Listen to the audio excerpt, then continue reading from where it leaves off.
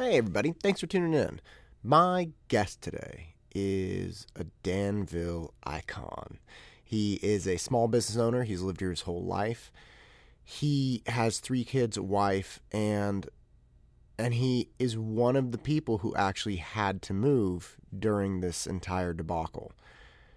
Those people who are gone and no longer contributing and functioning in our community are the most unrepresented voices because they're just not here. And we tend to hear from people who are barely hanging on. We tend to hear from people who say they're thriving, and that's wonderful. But we're not hearing about the people we lost. I'm really pleased he was able to come on, talk to me about what he's doing now, how his family's doing, what Idaho's like. He's one of my best friends. Without further ado, the man, the myth, the legend, Mike Mitchell.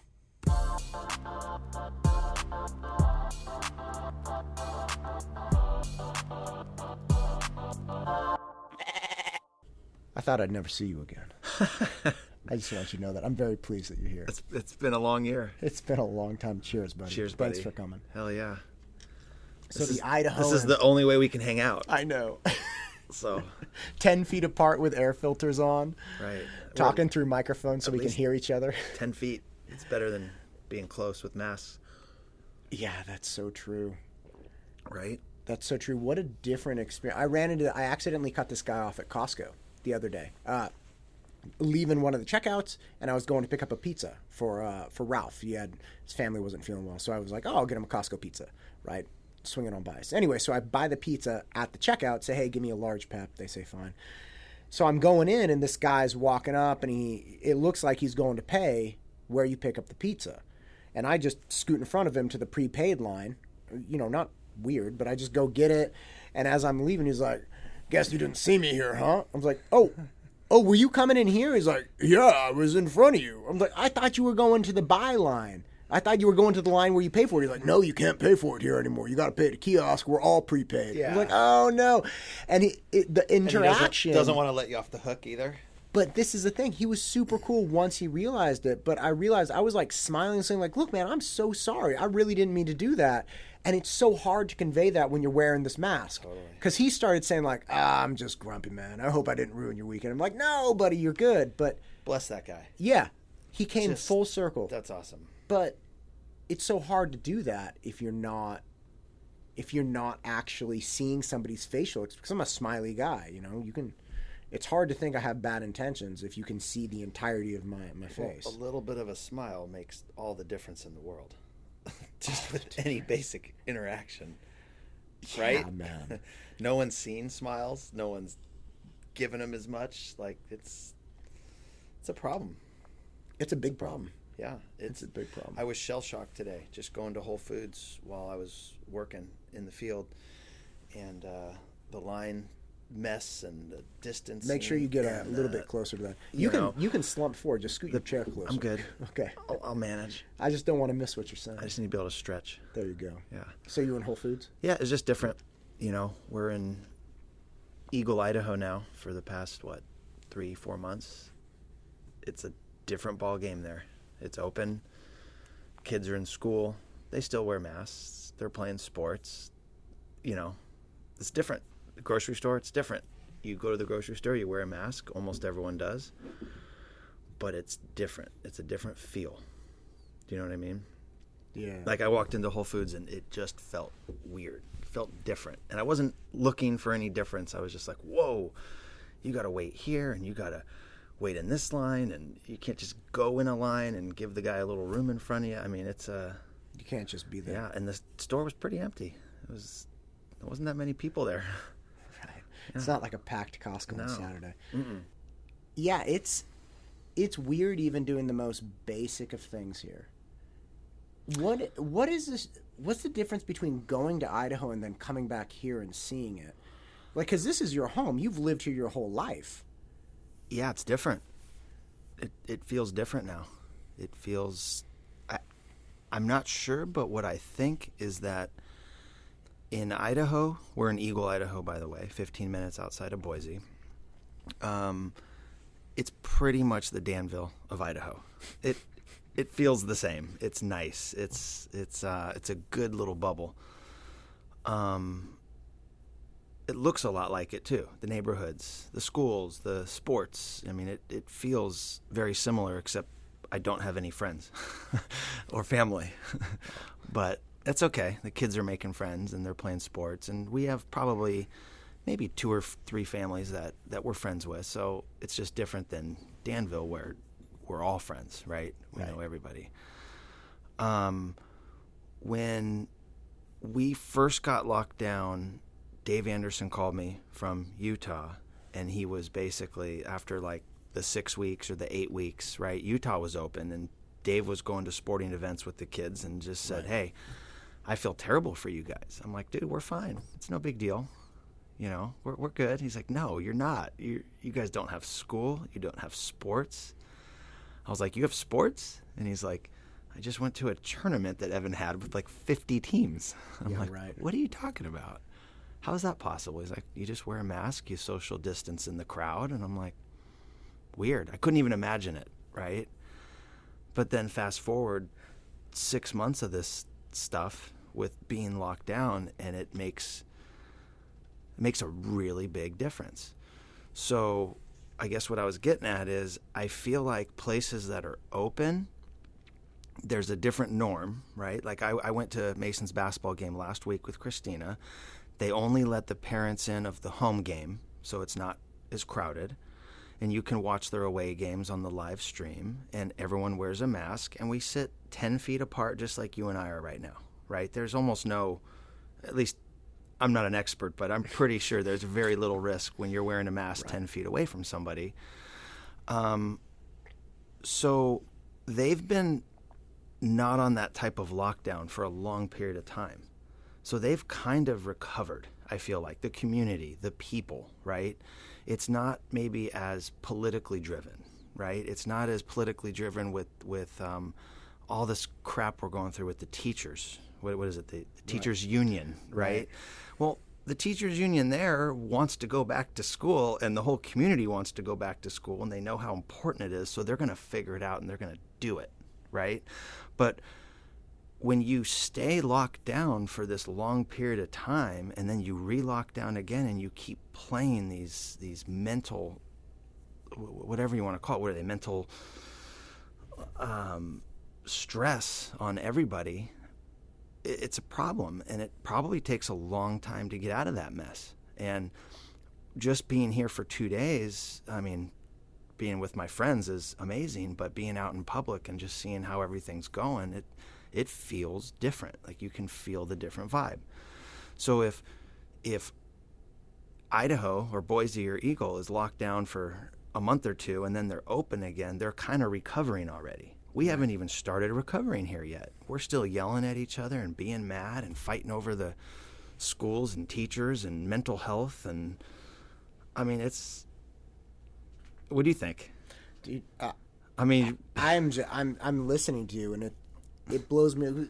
And I'm winging it on that. I'm just thinking out loud. Like, no, the longer you're in a isolated situation, like isolation, like kids not going to school, playing sports. I mean, that's why we moved. That was the number one reason. We didn't want to leave. We love Danville. Right. I love our community and our friends and our family and everything that we do here. I'd stay here forever.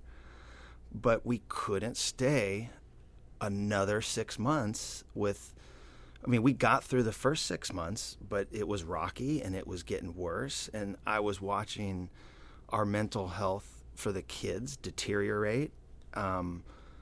I'm not perfect at all. You know, I had some pretty good challenges, and we probably had it better than anybody. Like, I didn't get laid off, thank gosh. You know, we still had our workouts, and we still had our tiny little groups to train together, and you know, we're fortunate enough to get out of Danville and like get off to Tahoe and stay at a friend's place, or you know what I mean? Like, you got out to Arnold with the kids, you got little breaks. Like, we're so fortunate, and it was still deteriorating our mental health, like all of us, but mostly the kids. Right. So the longer it stays like that, I think the longer it's going to take to get out of it and the more damage it causes and the more like help people are going to need. Right. And I was just trying to weather the storm, and you know, it happened fast, dude.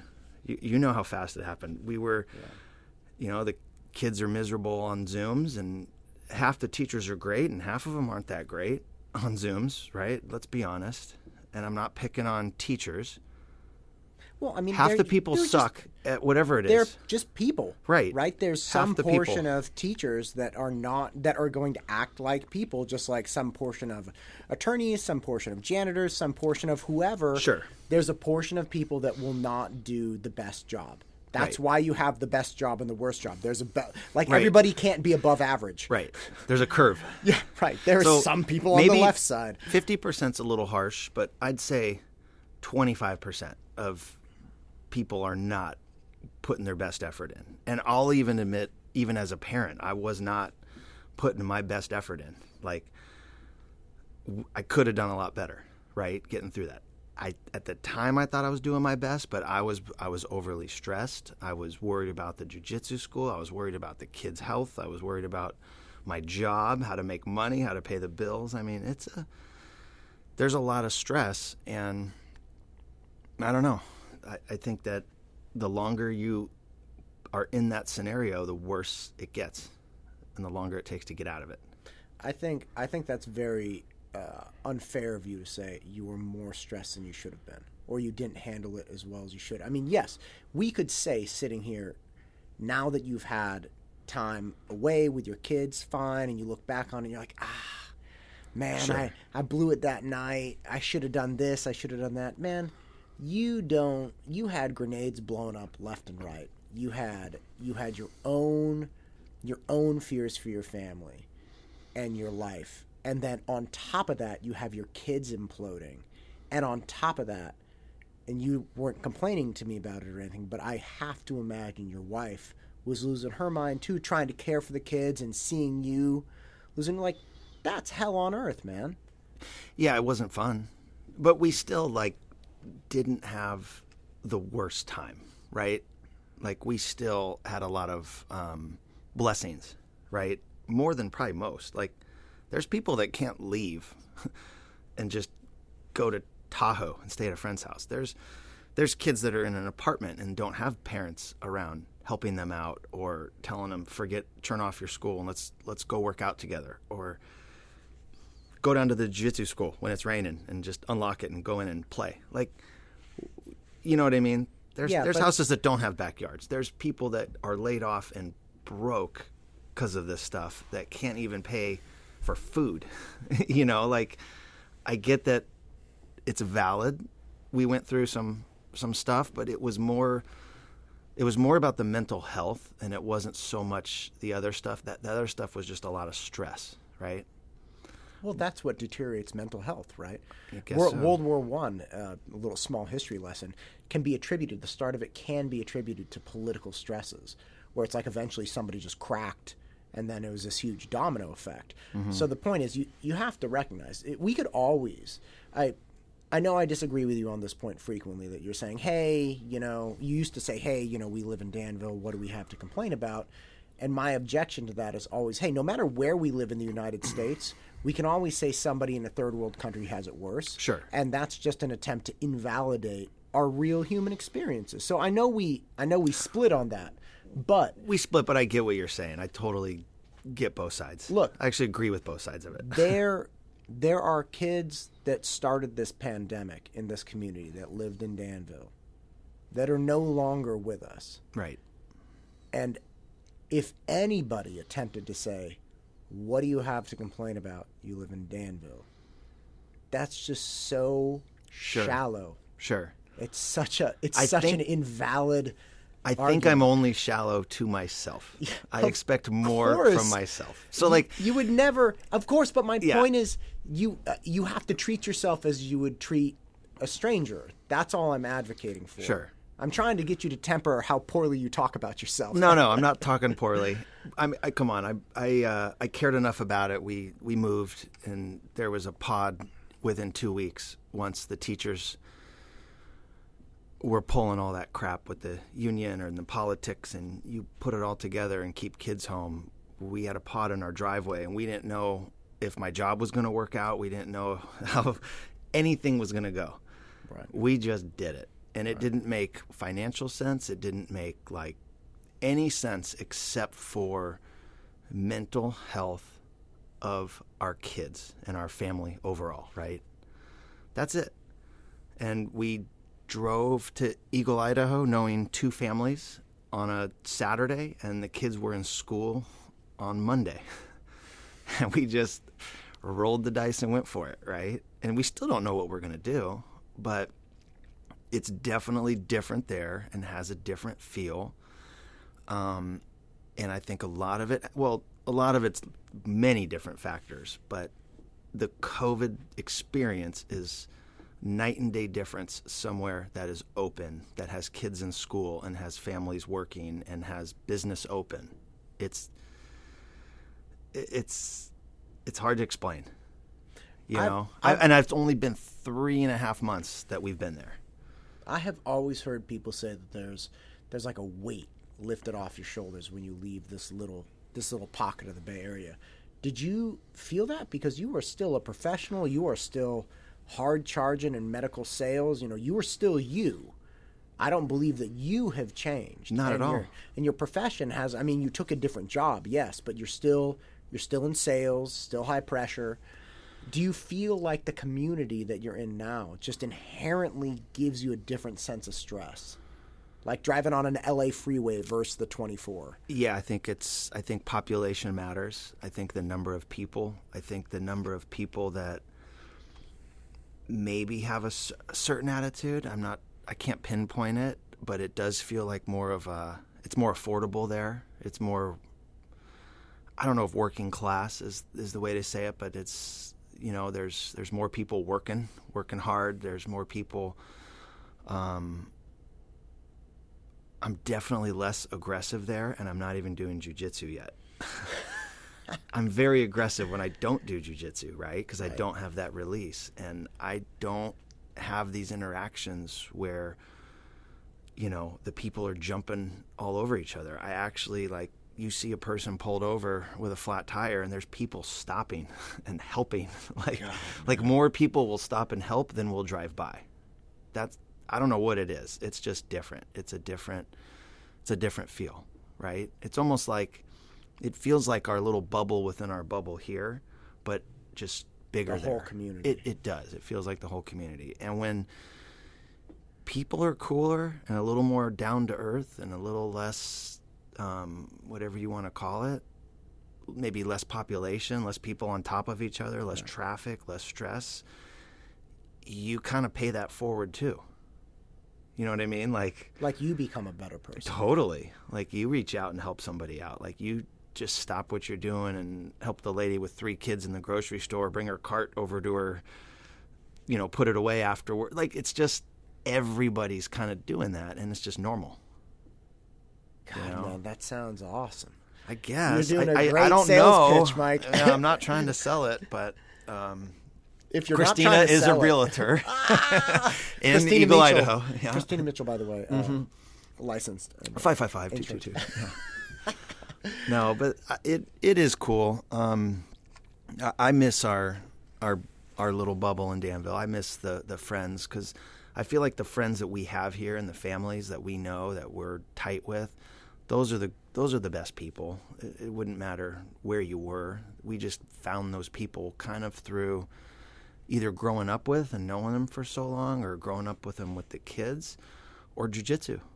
I mean, shit, on the mats, when we're strangling each other and going through that experience, I've never had closer friends in my life that are from different backgrounds and jobs and things that we would never even have talked if we didn't try to strangle each other and then become friends and keep repeating that for however many years, right? Yeah. So I feel like we found the good people, a lot of them, 85% of them, through jiu-jitsu. Yeah. I feel like that. Yeah, you miss them. I miss them. I still live here. I miss them. Mm-hmm. I don't see them. I don't train with them. Yeah.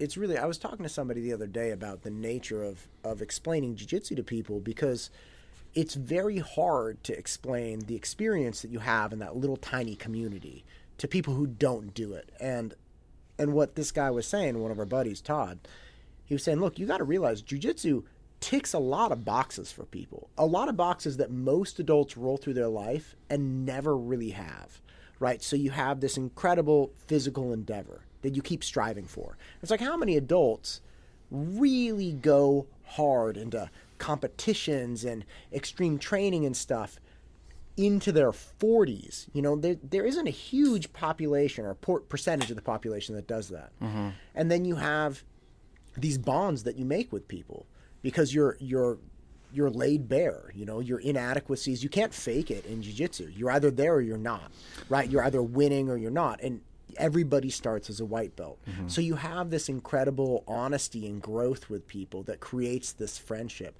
It's an intellectual experience, right? You're always studying. It's a spiritual thing for me in a lot of different ways. So you check all these boxes.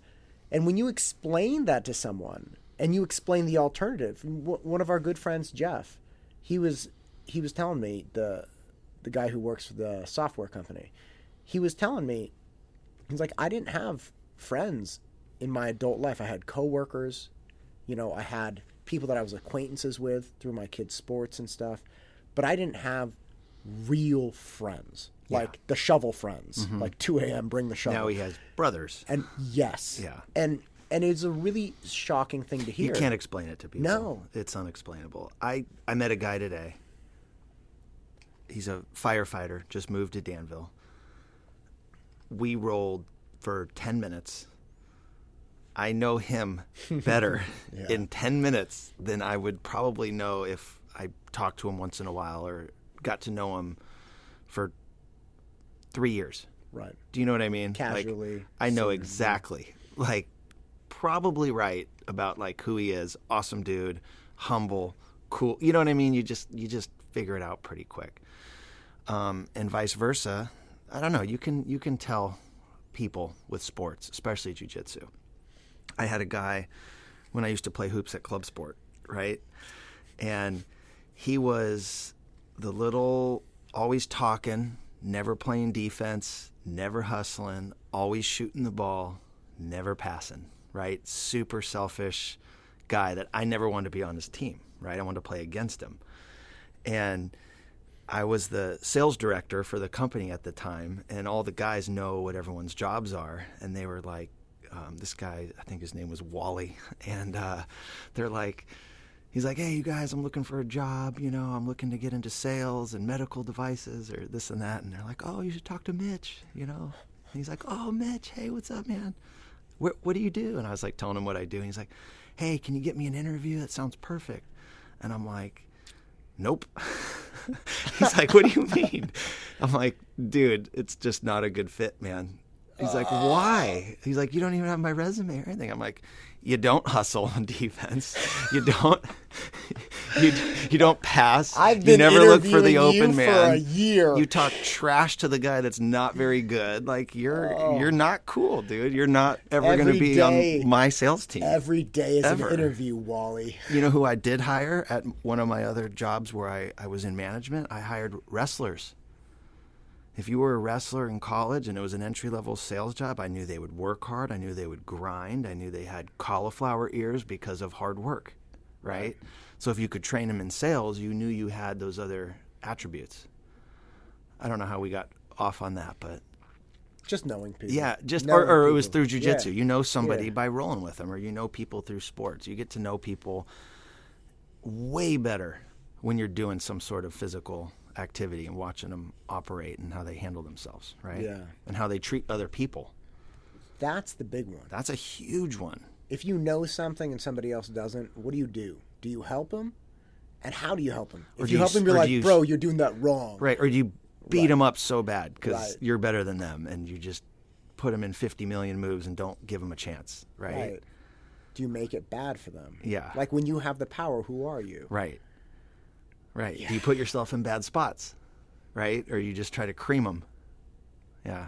Right. Anyway, we could talk about that forever. Yeah, but my point is that when you take stuff like that away, in the beginning of this, I had a breakdown in like May, right? And really freaked out and just said, look, I am ill-equipped to deal with the stresses I'm dealing with right now without my coping mechanisms, right? And the coping was always jiu-jitsu. And literally, and I said it at the time, but I didn't understand how true it was, that I had organized my life. I had built a life around my ability to do jiu-jitsu, right? It's kind of like, could you be the best you could be without really good food? What if the only food you had to eat was really crap food? Well, you'd probably end up being more lethargic. You wouldn't be as on point. So you probably couldn't function the same way. Well, my life was this 90-mile-an-hour fastball. That's probably not very fast. 100-mile-an-hour fastball. It's still fast. I don't do baseball. But the point Obviously. is, I have, jiu-jitsu, right? That's what I do. And when you took that all away, when it all went away and it was like, no, now you have to function without all of this, without your friends, without your personal pursuits, without your attention to mastery, without physical exercise. Like all of these things, you take them away. Oh, by the way, life is even more stressful now than it was then. And now you have to make that happen. It is so and true. You're not getting interaction with people. No personal interaction. No intimate interaction. So no that's friends. what we did to the kids with school and sports and isolating them and taking that stuff away, right? And these are kids. These are not adults that should know how to kind of handle themselves, that are still not perfect, right? So, I don't know. Yeah, getting back to mental health, I guess, it just keeps circling back. It's on my mind at all times. And that was probably the jiu-jitsu thing and the business closing was probably, besides the kids' mental health, the most stressful part of this whole thing. And it's not over yet. We're still hopefully getting to the end of it. But, dude, shutting down that school and having it just like this place, right? Right. Like shutting down your classes and your business and the kids that you help with getting into schools and being in school and getting better test scores and writing their papers with, you just took all of that away. And then you also took the business away from you, which is even imploding even more. Right. Right? So that was pretty darn stressful besides the kids part. But it's hanging on by a thread, right? Just like yours, right? You had a class tonight. I had a class, yeah. How many? What are you at right now in the classes? Oh, I had 6 students. This was actually a makeup class, so yeah, 6 students came in. You usually had 10, done. Right? Always 6 students, but yeah, I have. It's like 50% of what I was doing before, and I'm thankful for that. Oh, not more kids, just more classes. Yeah. So I used to have more classes, and now it's like I'm pedaling along with a few classes, and we're getting there, but. So it's back 60%, 50%. Yeah, 50, 60%. That's good. Hey, look, I'm thankful for every student. Every single one, even the ones that don't pay me. There's so many students that I started working with because their parents lost their jobs.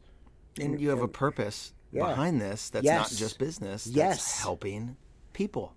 Yes. That's why I couldn't just shut the doors, and I had to navigate through some of those challenges with that, which sucked. And the kids today at the kids camp outside, I almost want to show you the video. Maybe I'll post it. The kids had their first day back in school today. They went for 3 hours or something? Yeah, I'm not pretty small. Yeah, and we roll the mat out in the parking lot, and Coach Feisel's doing workouts with them, and they get to interact, and they're outside, and they had school, and they seemed different. And I came out, and I'm like, hey guys, what's up? Oh, Coach Mitch is back, yay. And I was like, you guys having fun? Yes. And I'm like, who went to school today? And everybody, 2 hands up, so happy. There's one kid that didn't out of everyone, and I think it's because his teacher was stuck in Texas in the freezing or something off, and I felt terrible for this great little boy, but he'll be okay. But the other kids, 2 hands up. I'm like, scale of 1 to 10. How great of a day was it? All of them 10s. I mean, that's to go to school, right? Right. It's a big freaking deal to not be isolated with kids going to school and going and playing sports or whatever their activities are, right? And there's a, but besides moving temporarily or permanently, we don't know, because of mental health, I took a different job, right? I took a job. I left this awesome job that I've had for 6 years, and me and a bunch of friends that were in the industry too, we all went to this new company, and the new company is all about mental health. It's called NeuroStar, and it is a treatment that basically treats the part of your brain that is responsible for depression, emotions, mood, things like that, right? Explain that to me. Like, there's a portion of your brain that you can kind of pinpoint that it's like, all right, this is contributing in a significant way to your malaise, to your exhaustion, to your apathy. So you should probably get a psychiatrist or an expert on this podcast. I could probably help you find one. There's a few in Danville and around. I met with a few today, actually. Not in Danville, but kind of all over the East Bay. Got a few more appointments tomorrow. And in light of the pandemic and all of these things, there used to be 1 out of 5 patients would suffer from depression, right? Medically diagnosed depression. MDD is what they call it. Since COVID, it's now 2 out of 5. I think it might be even higher than that. Oh, no. So MDD is different than, I presume, because it's an identifiable like chemical imbalance? So when someone has depression or other mental issues, it's usually a part of the brain that isn't functioning correctly. So not to get in the weeds too much, but with depression, medically diagnosed depression, you could literally take a questionnaire. It's called a PHQ-9, and you answer these 9 questions, and you can diagnose whether you have MDD. Okay. Right? So those patients, what they have in common is there's this little part of the brain, I can show you a slide, and it's just not functioning, right? There's no neurotransmitters. There's not as much blood flow. It's dark. Yeah, sure. So think of this dark bubble that's just not firing, and that's the part of the prefrontal cortex on your left side for depression usually, right? Emotions, mood, all of these things are stimulated from that area. So when you take all these chemical drugs, you're putting them through your whole body, and it's going through your whole body, all your systems, and it's trying to get to that part and stimulate that part of your brain. So with all those medications, you have all the side effects, right?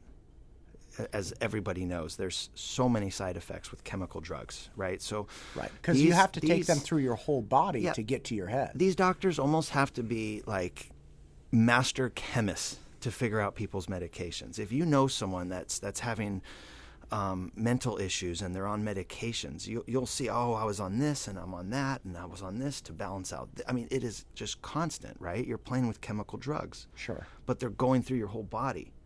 So that's where all those side effects come in, right? So what do you do when you're failing these drugs? Well, there's a large percentage of our population that has MDD that is, I mean, it's almost half that is not being helped by these drugs because of the systemic side effects or because it's just not working for them, right? We call them underserved, right? They're poorly served. And they're on 4+ failed medications. And these are people that are trying to get help and trying to get medications, right?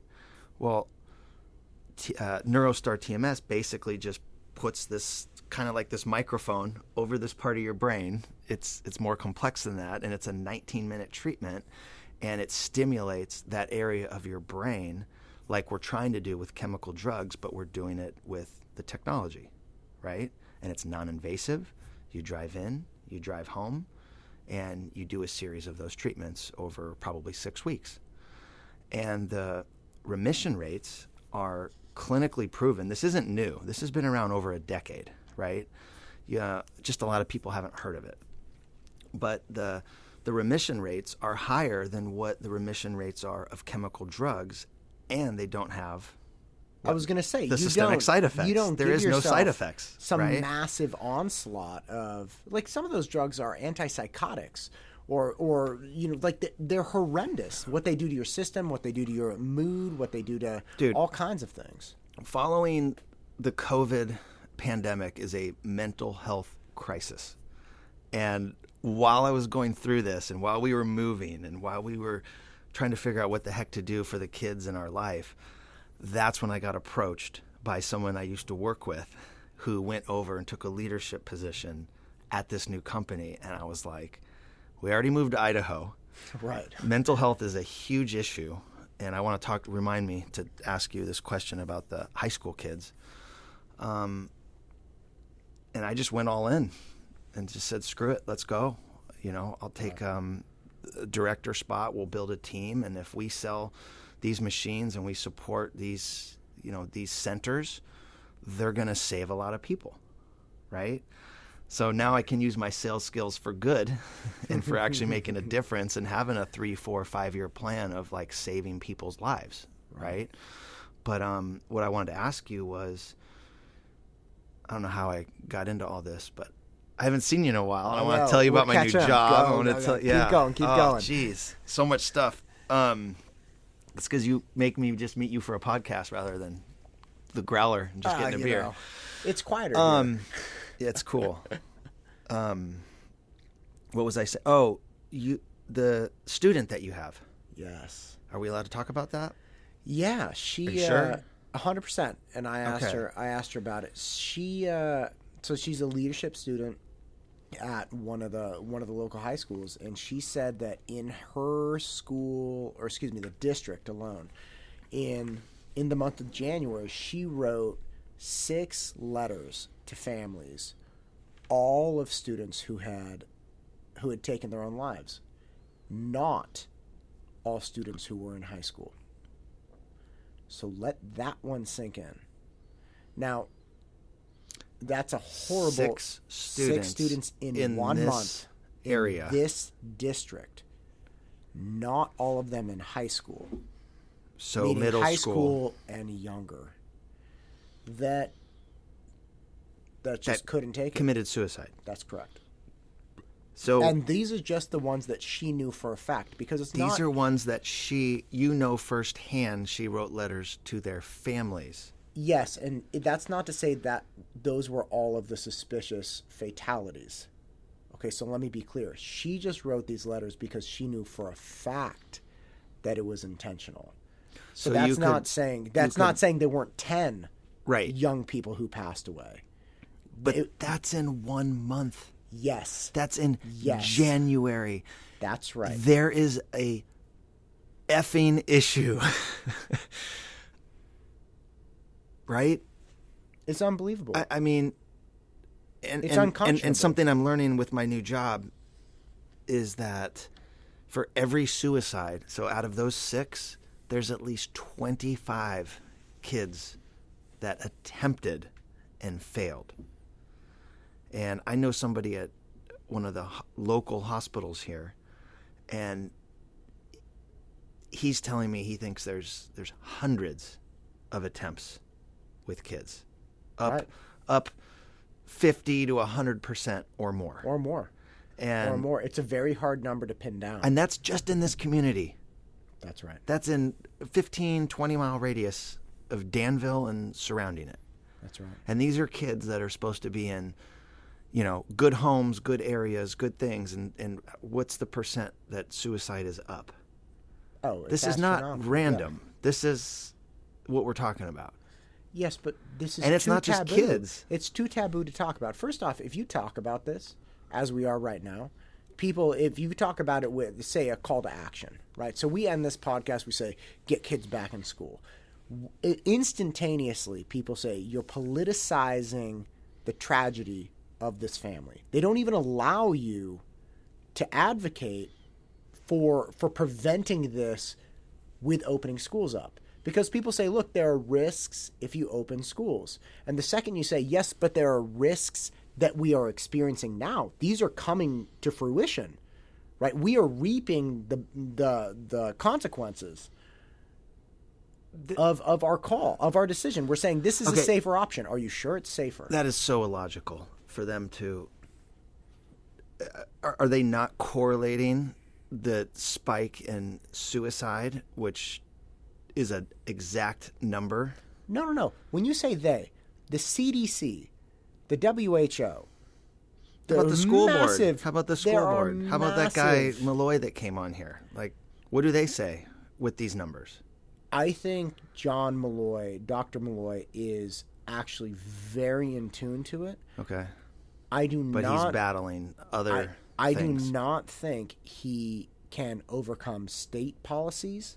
I don't think he can overcome county policies. When I had him on here, and I was very impressed with him, he was great. And he said, look, we have an opportunity. This was a few weeks back. Mm-hmm. We have an opportunity to get kids back in school. They need to get back in school. If the county and state allow us, they are going back to school. And he made good on his word. Kids are starting to go back to school. Not high school juniors and sophomores and stuff yet. You got to start small, right? As was always the plan. You don't have to. Well, you have to if you want to play by the rules. And it's his job to play by the rules. He doesn't make the rules. Got it. And I'm not saying he's without fault. He's in a tough spot. And let me I want you to keep going. But I'm not against the teachers, right? I'm against the bad teachers. Like, I'm pretty upset that the nasties are the ones that are more tenured that never want to go back again for other reasons, right? I know that there are some of them. Right. That's why I left the public school system. Right. And then there's these amazing teachers. Yes. And we know who they are, and they're freaking unbelievable. And they'll go back tomorrow. And they're probably, with all these kids leaving the district and going to private schools and saying to heck with this teachers union and this fight and all this stuff, they're going to get rid of the great teachers that care about the kids and are taking that position to go help. And then the nasties that don't want to, that are tenured, I'm scared that they're going to keep their jobs, and they're the ones that are tenured, and that's part of the issue too. I'm not saying there isn't good ones that are tenured that care. No. I'm just saying, from knowing teachers firsthand, that's an issue. And why is Eagle, Idaho open with schools? We haven't had cases. They haven't had a death or a case, right? Have we had any deaths or cases with kids in Contra Costa County? I'm not the data guy here. I believe there was an incident in a small special day class. There was an incident. I don't believe someone passed away? No. Okay, no. Well, we know in January at least 6 kids took their own life because they were struggling with all of this, most likely. Right? And So we know that those numbers argument. are up by X percent. Right. And I read that article with the San Francisco schools. I texted it to our group, right? Yes, And that they're San suing Francisco's them, and they're suing like, them, yeah. suicide's up 60, 80%, and there's zero Right. COVID deaths with kids. Like, where is that? Well, that's exactly the point. Why aren't we selecting the lesser of two evils? Or at least considering it. Well, at least talking about it. The answer is because, look, possession is 9/10 of ownership, right? That concept has become so real lately because they're like, hey, look, this is where we are. We possess this situation right now, right? We don't have to go back right now. And so you're going to have to fight us to get us back in. We all left willingly because we thought, everybody shut down because we thought this was going to be like, 5% of the population. Now we're begging 10%. to get in. Right. Now high school's still because closed. we know now that's middle not the school's case. still closed to this day, like right this second. But that's because we're currently in the position. They own the attendance.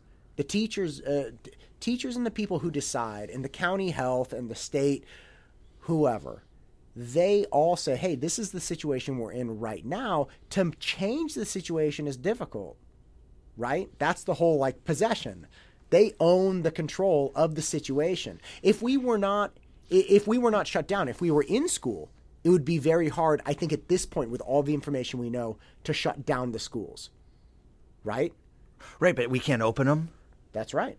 Because we're afraid of the potential worse devil. I don't know if it's only that. I feel like it's worse than that. I think that it's they're playing angles. They're trying to get what they want. There's a big political game going on. When you say they, who's they? Let's see. And I'm not saying you're wrong. I'm just, they is a very ambiguous term. Do we think that politics plays a role in how they address COVID? Okay, anybody who Do they says use no. it to their advantage to push an agenda? Does the teachers union push an agenda to not go back unless we meet these demands or these or that? And like, does that happen? I cannot speak for the teachers union. And I'm seeing both sides of it. I'm not Right. trying to just pick the side No, against no. the teachers union, even though I would get rid of the teachers union tomorrow if I could, but I don't know a lot about it. But I think it's crap. I really do. And whatever you want to say the politics is, they're not in school as of today. The high school kids are not in school. These kids that left your class are not going to school tomorrow. They're not going to play basketball this season. They're not doing their sports. Like, your student is writing letters to parents that have lost their child. I want to cry thinking about it. This is too far. It's bananas, and I'm not just against the teachers for it. I think a lot of teachers would go back, but there's some screwed up stuff going on, right? And I also don't appreciate the parents that are going to blame all their issues on the schools and on the teachers. I get that it's a problem. I'm just playing devil's advocate even against myself. I could have done better with my own kids and their mental health. There are places that I could have done a better job, right? I know what you're thinking. I did pretty good. I did my best. I could have done way better than that. And there's a lot of parents that they could have gotten their kids out of the house more. They could have gone and worked out with them and gotten exercise. They could have changed some of their norms that they were doing. They could have drank less and spent more time with them. They could have had more family time. They could have not taken their stress out of their job. These are all things that I am also guilty of too, right? Like, did you miss a vacation to do work or to be stressed out? Did you not get your kids out when you could have because you wanted to sit around and stare at your damn phone? Right? There's all these instances that the parents could do better too. That's just my point. Okay? I could have done better too. But when you have no chance at getting your kid back in school and private school's full and there's no sports going on and they're at home, they have no chance. What are they supposed to do? Go hang out with friends anyways and go do all this stuff, which is the reason we're not in school? Right? What are the kids doing? They just went outside and took off their masks and they're hanging out and they're socializing, and it's still not good enough because they don't wake up in the morning and go to school and see people and go to the games and play some sports, right? But they're all mingling and hopefully hanging out, and the ones that aren't, that are isolated or having more stress than others, look at the drastic consequences. And even the people that are doing okay, they're not doing okay in a lot of instances. Right. Right? I think the argument should, you can think whatever you want of the teachers union, and I think you're right. If you love them, what do you think about the teachers union? I think in If this you had a instance, magic wand, what would you do right now? I got you, baby. Yep. I think in this instance, they are a very easy target. Okay. But I don't. Easy to point the finger at for everything. I don't think they set county policy. I don't think they set state policy. Like, how effective do you think Newsom or the teachers union was? That San Ramon Valley Unified Education like, how effective do you think that our little teachers union, or it's not just teachers, so let me be fair, the union that represents the teachers in our district, you think they affected Gavin Newsom and the tiers in purple and red and orange?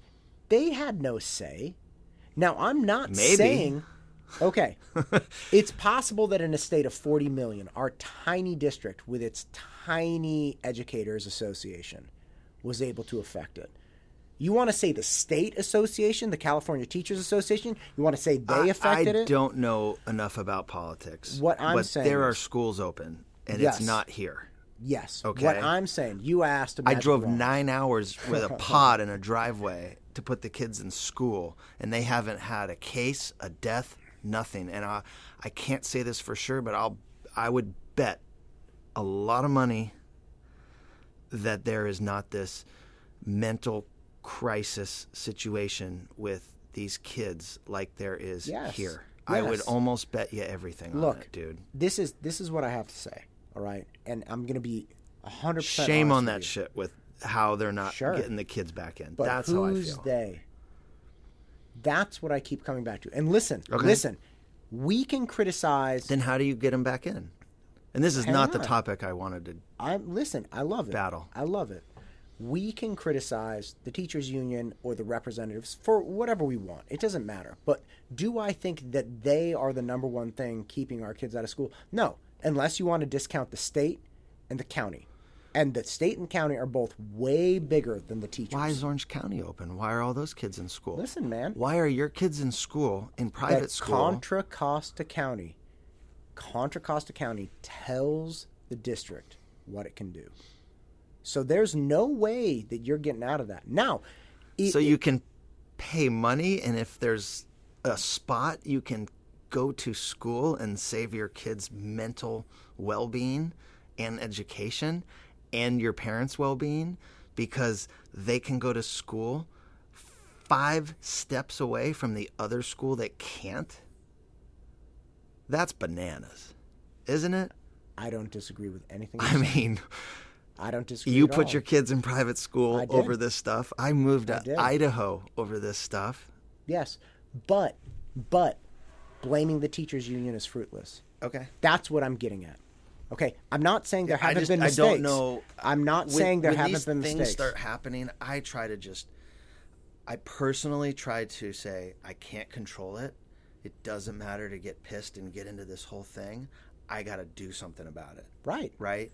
Right. So let's do something, but let's not. But I don't know what the answers are to all my friends that can't just get a pod. Right. Look. Like, I get it. But what I'm saying is, I think the biggest problem is state and local politics.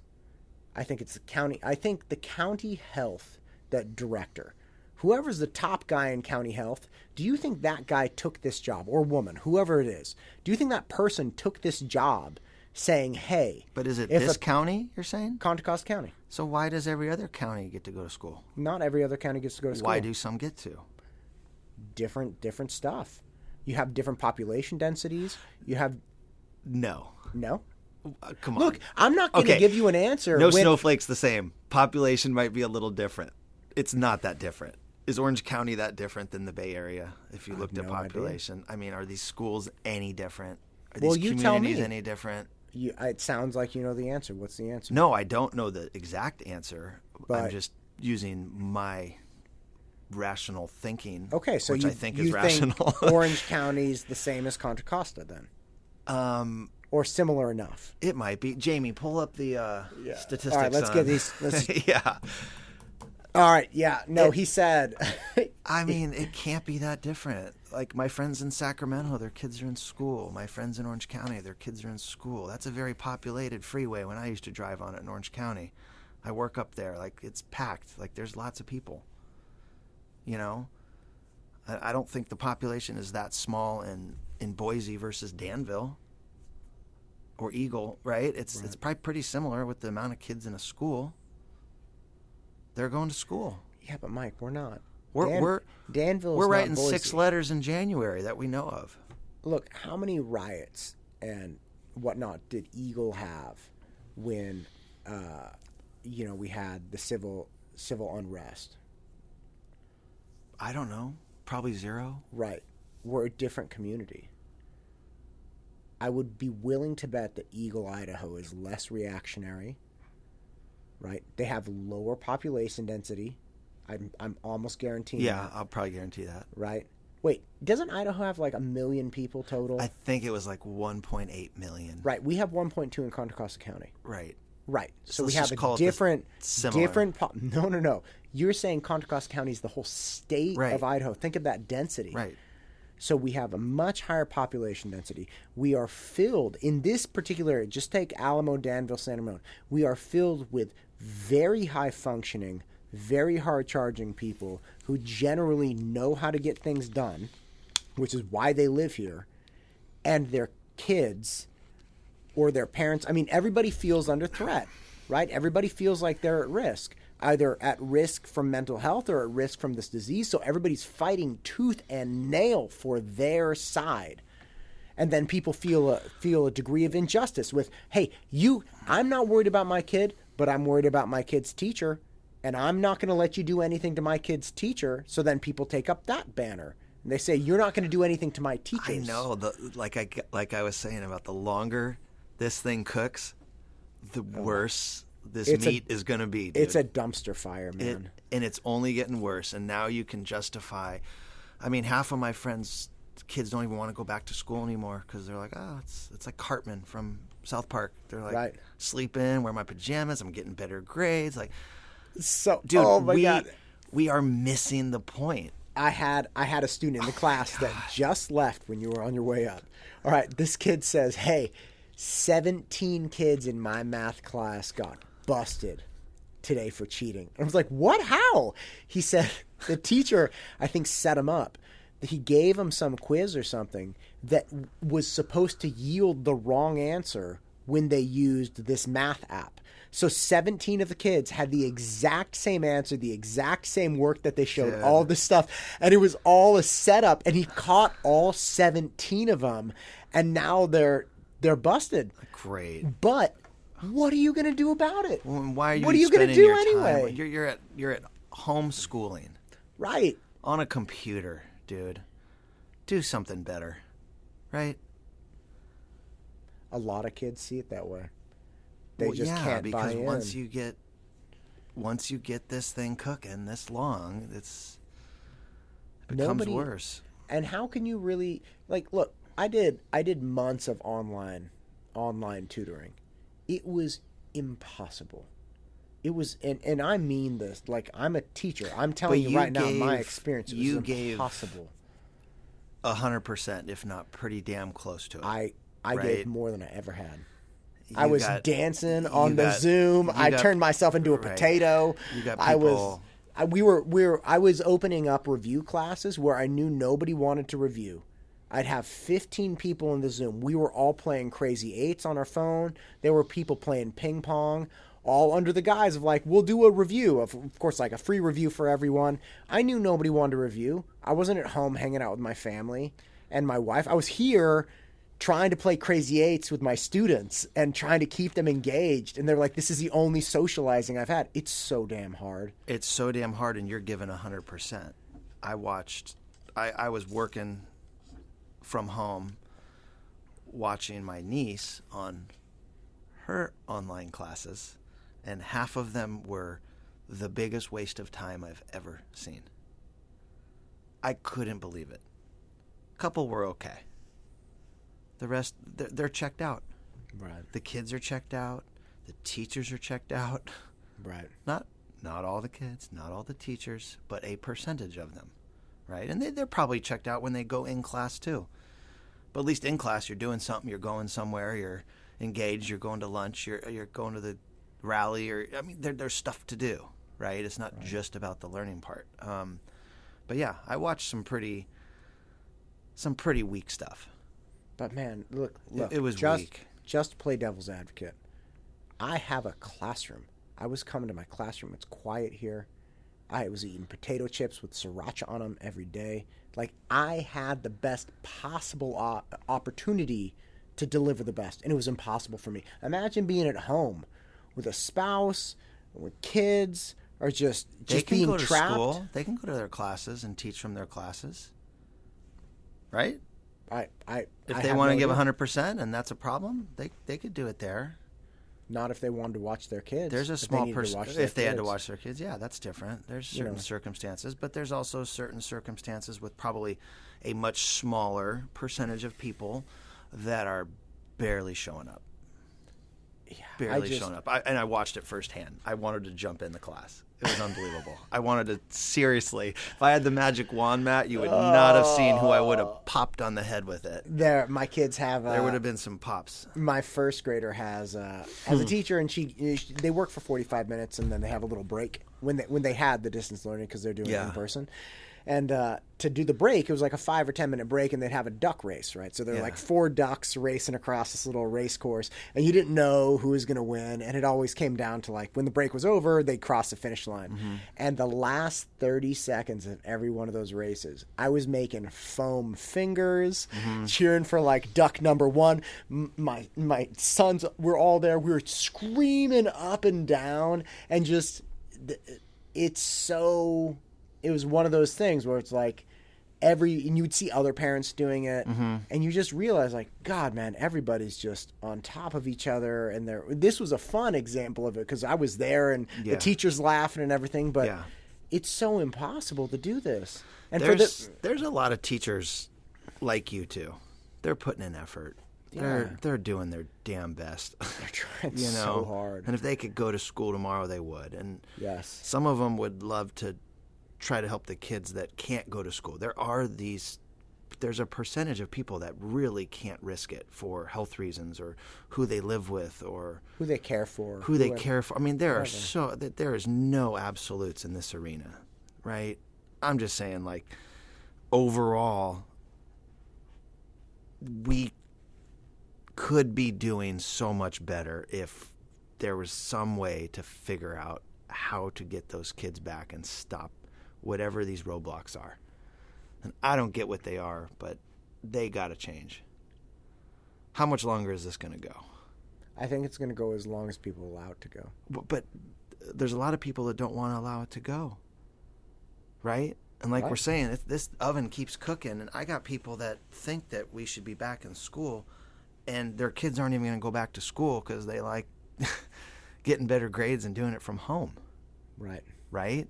Yeah. And it's been going 100%. on for so long that now everyone's used to, what was that movie, like Wall-E? Yeah. Remember that? Like everyone's used to just sitting around. Yeah. Yeah. Like people at Disneyland that want to drink a Slurpee and eat a funnel cake and just roll around in the wheelchair because it's easier, right? Almost every single one of my students will admit they're worried to go back because they know it's going to be so much harder. They're worried about their own competence. They're like, look, I have skated through this. Right. If I can just get to the end of this year, get this grade, I can start fresh next year in person. But I don't want to go back now knowing that I don't know the material. Right. And move on. I mean, 17, or how it's going to go. I know. 17 out of 30 kids in a class all long. Cheating. Yes. If they were all back after a month or two, they would all been excited to get back and get rolling, right? Now it's been pretty long. And how many... Here's what I was thinking. How do we get less letters written from the leadership kid? From the leadership kid. How many kids out there in our community are, because you got to be at maybe an 8 or 9 or 10 on that scale or however that works to really be that miserable and do something drastic like that, or try to do something drastic. But what if you're a few points below that and you're just miserable, right? But that's where it's headed. So there are two things to answer you. Our good friend Kevin Kane, he came on, he chatted with me about his really disturbing experience and obviously success story with his daughter, but he really emphasized, hey, kids are safer in school because they're adhering to the regulations and the protocol, and they get the social interaction and the in-person interaction that they need. So they're getting that, adhering to the safety protocol, and they're not breaking the rules as pretty much everyone started doing outside of school. Mm-hmm. Right? The vast majority of people who needed social interaction, they were just like, whatever, I don't care that you're saying I can't do this. I have to do this. Mm-hmm. Okay. And did you ever see the movie The Day After Tomorrow? It was a really bad movie. It was Dennis Quaid. Mm-mm. And we screwed up the environment, and then we had all these freezes and stuff, and it was like these giant... The point is, at some point, adults have to look at each other and just say, save as many as you can. And for me, I started thinking about that because there was a period of time in July when I was supposed to shut back down. And I just said I wasn't going to do it. And it's a very difficult thing to advocate for people not following rules. But recently I had a mom call me. And she said, how's class going? I'm like, oh, fine, your daughter's doing well. And, we're going over things and we chatted about it for a bit. But she said she has been out of school for about a year and losing her mind. And she said this is the first time she's actually felt like a high schooler again in this whole thing. And I heard that and I realized I'm like, you gotta save as many as you can. You have to figure out what you personally can do. What do these kids do? It's not kids. Parents it's not kids. Have to figure it out. You have find to them. Save. Talk you to have them. to save as many as you can, and that means you set up Mario Kart tournaments in your driveway on projector screens with masks. That means you do whatever you have to do, whatever you feel you're capable of doing. And that could be just spending more time, not with your kid, because we're all with each other, but spend more time talking to your kid. Right? Because we're all on top of each other. We're all annoyed that we have no space. I don't want to talk to you. I don't want to see you. That's not the answer. I don't know, man. I don't know if Mario Kart and parents talking to their kids that are in high school that want nothing to do with talking to their parents. I mean, it's a good try. Yeah. Right? It's a try. It's a try. And guess what? It's not going to work. It's not a replacement. Mm-mm. I could host a Mario Kart tournament every day at 3 o'clock. It's not going to stop the onslaught of depression and anxiety and discontent with life. So what we do is, again, twofold. We save as many as we can. And then we just collectively as a community, or whoever can't take it anymore, just makes it very clear. What does a kid do if they're struggling? Talk to their friends? They're probably not going to talk to their parents, right? There's probably a feeling of like, there's out of, at least what I'm learning is half the people suffering and failing all these chemical drugs have never seen a psychiatrist, right? Right. There's like a negative connotation. They feel like there's a stigma. There's a stigma. Yeah, that's what I was looking for. And really, they're maybe educating them that that's okay. Your parents are struggling too. Your friends are struggling too. Like, people are struggling, right? A lot of times it's not that there's something wrong with you. It's that there is simply part of you that is not functioning correctly, right? Like I mentioned on the chart, right? Like, there is part of my brain that is not functioning like it's supposed to, and I need a little help with that, right? It is not because I'm crazy or because I'm weird or because I shouldn't be here anymore, right? It's because I'm having a challenge. Like, they need to know that this is happening to everybody and that there are people that they need to be able to talk to about it, right? Like, they need to be able to talk to somebody. They can't feel that they're the only ones going through this, right? There's this amazing story, and you should probably post it, and it's the guy that he was a kid at the time. I don't know how old he was. Let's just say he was 19 or 20, sure. And he jumped off the Golden Gate Bridge and lived. And he said that he took the bus there, and while he was going there, he was crying and miserable and shaking, and the bus driver said, what the hell's wrong with this kid? Get off the bus, or, whatever. And no one reached out to help, right? Like, no one on the bus. And he was hoping that somebody would just reach out. Someone would just say, hey, are you okay? Like, he was a kid that talked to his dad a lot, right? They communicated. They communicated before he got on the bus to go to the bridge. And it wasn't until he finally jumped that he realized he made the biggest mistake and he did not want to die. And so now he wants to live while he's falling down the bridge. And I'm not doing the story justice, but he said what's going through his head, he has to live because he wants everyone to know that he made a mistake, that he wanted to live. He did not want to do this. So he hits the water, everything breaks, shatters his vertebrae. I mean, just everything. And he's trying to stay above the water, and there's a seal that comes and helps keep him up, and he thought it was a shark and he's going to get eaten. It's like this just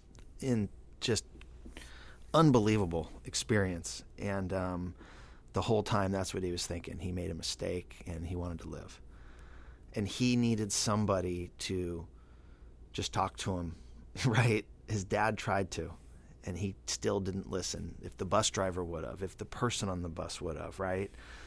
So I'm not really sure what I'm getting at with this, but it's human connection, Mike.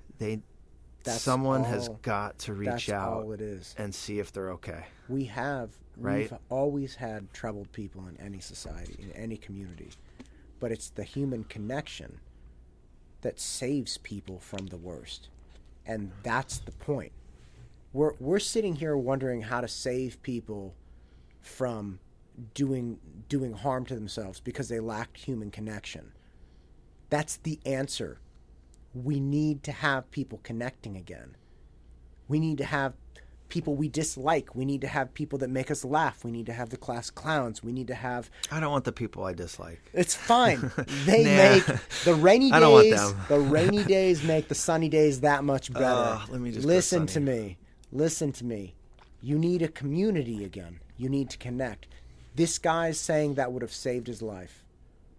He wouldn't have jumped. That's all we need. He needed someone to say, are you okay? Let me help you. Right? And there's so many people going through that. Right. And now, we can argue about stats all day long, but I don't think there was 6 letters written last January. I can guarantee in you this there community. I guarantee you there almost, yeah. Right? And we still got how many more weeks of February, March, April, May? Like, we got to get it together, and people need to reach out, and people need to check on people, and we need to make some extra phone calls here and there. And people, what I'm learning at this new job with this new company is it is people you think are normal. Like, there is such a large percentage of people that are suffering that you wouldn't even think of it. Like, I never would have thought that, this medical practice down the street, half the patients that are in there, and it's not even a psychiatrist's office, are diagnosed with mental conditions and depression and things that they're, struggling with, right?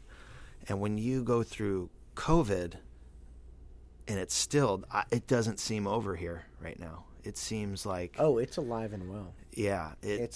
We have 18 cases, 18 positive tests per 100,000 people.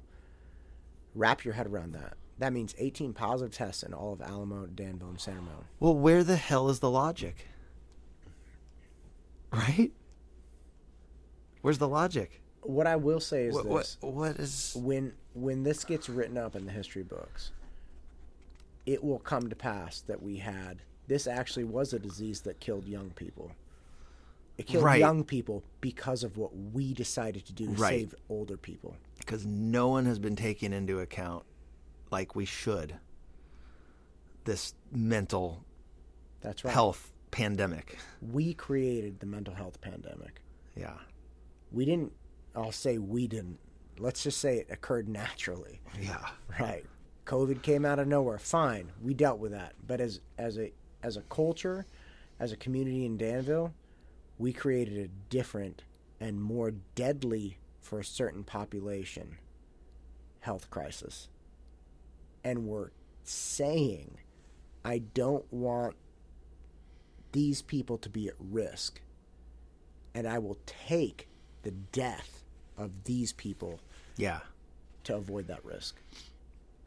That's what history is going to say. That's where I got an issue. That's what history is going to say. That's where I got an issue. That's why. Hey, that's why we moved. That's why got the pod. Took the new job. That's you changed everything. There's this is actually a pretty cool story. So we were at our sales meeting, right? We flew out to Orlando, Florida, where it's open. They did a good job. They had us all COVID tests leading up to it, and they sent us all the at-home kits, right? So you take a couple tests over a week, and you get a couple negative tests, and then you fly there. Sure. And then you get a rapid test when you're there, and then you're testing throughout the week, and you're not allowed to leave, and you're in a bubble, and you're wearing masks, and you're social distanced at your trainings and your table, right? But it was weird for a lot of people to go there and do that, right? But once you go, you start seeing that, like, wow, Florida's open. For me, Idaho was open. So I was like, yeah, just another Idaho. But other people were like shell-shocked, like, whoa, I can't believe we're here doing this. I'm like, how much longer are we going to stay isolated? How much longer are these businesses shut down? Like, how much longer are kids not in school? Like, it has to start changing, right?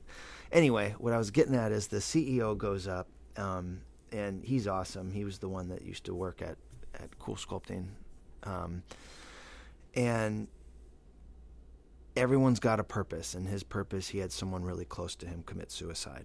And he came out of retirement to take on this challenge and go try to make a difference, right?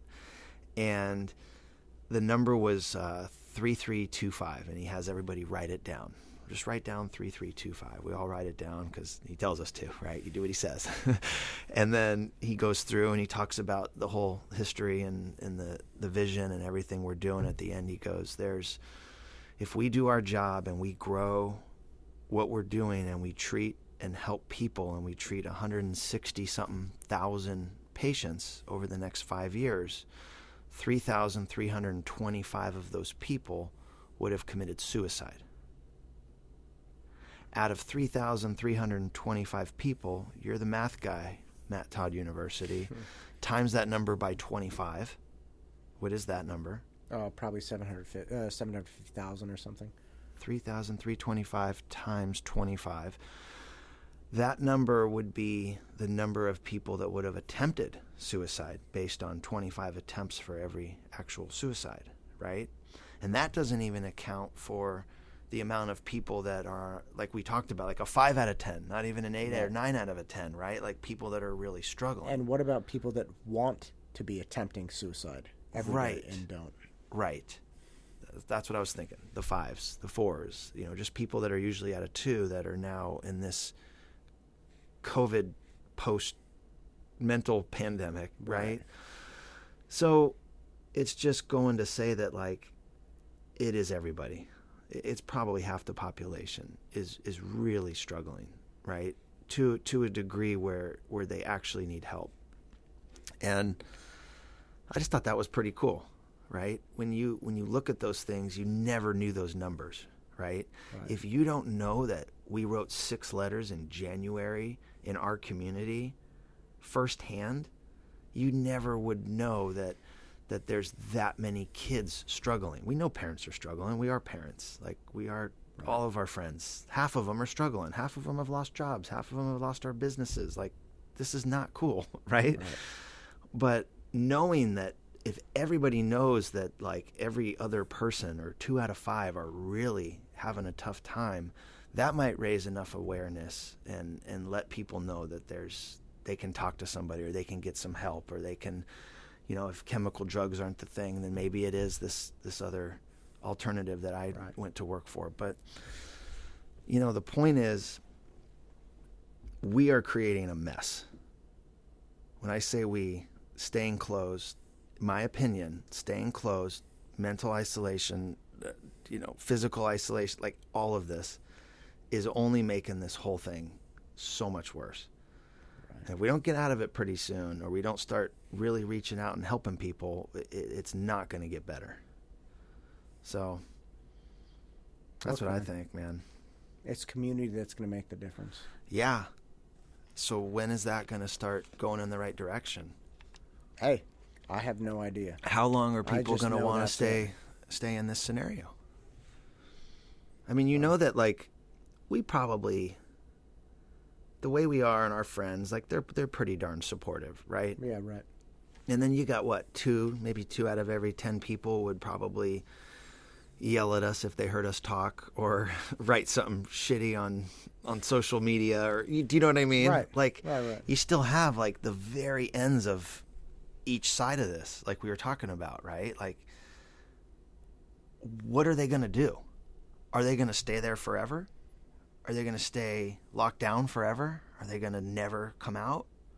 Like, when do they come out when school's still closed and business is still closed and all of those things are happening? Because that justifies that whole position, right? Right. Or no? Listen, there will be people that never come back, but the people that function the best in the world will do just that. The people that are adaptable, take manageable risk. That's always how it's been. That's, in my opinion, why wealthy people get wealthier. They can adapt. They're well positioned. Not everyone, but I was talking to one of our mutual friends about this recently. It's kind of like, look, if you came from nothing and you had something at the beginning of this, and you kept charging hard through it, you didn't let yourself just fall into apathy and alcohol and consumption and despair, you're probably going to come out of this all right. You're probably not better off, but you understand. Not anymore. Yeah, right. A month or two in, we're like, we're going to be better after this. We're going to right? rebuild, right? Yeah. So you're probably we're not better off. How many months in? Oh, I don't know, like 11, 12? Yeah. My birthday's coming up. Remember, it was like, yeah, my birthday happened. It was like 2 weeks right after we got locked down. Right. And they were sending those videos. But I mean, people who who understood how to adapt and grind before this are going to be the people who survive this, intact and come out of it the fastest. I don't think anyone's intact completely. No. Right? It'll never be the same. I mean, everyone's taken some pretty hard lumps through this thing, right? Yeah. So how do we get this on a positive note? Save as many as you can. Yeah, we got to do better than that. We got to... Hey, you tell me how to save more than what I can. Yeah, I don't know. How about we do this? How about I get you one more beer and we solve the problems of the world offline? Okay, sounds good, buddy. Thanks, everybody. All right, dude. Late.